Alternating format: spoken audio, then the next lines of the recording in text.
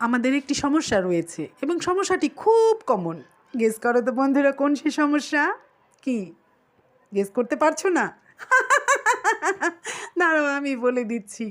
আমাদের সমস্যাটা হচ্ছে, আমরা যেদিন খুব কুইকলি রান্না করতে চাই সেদিন কিন্তু মাছ ভাজার টাইমে এই জিনিসটা লক্ষ্য করি না কড়াই, তেল এগুলো প্রপারলিভাবে গরম হয়েছে কি না, তাই না বলো? মাছ ছাড়ার পরে উল্টানোর টাইমে দেখি যা কি করলাম, এগুলো তো গরম হয়নি।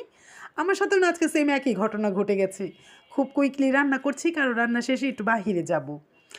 সো মাছ ভাজার জন্য মাছ ছেড়ে দিয়েছি কড়াইতে, কিন্তু কড়াইও গরম হয়নি, আমার তেলও গরম হয়নি। জানো না, মাছগুলো উল্টাতে যে আমার কত কষ্ট হয়েছে, তার মধ্যে এক হাতে হচ্ছে মোবাইল। কত যে কষ্টে আমি মাছগুলো উল্টাচ্ছি আর ভাবছি যা এটা আমি কী করলাম।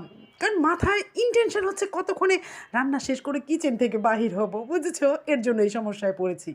আমি একা না, আই থিঙ্ক সবাই এই সমস্যায়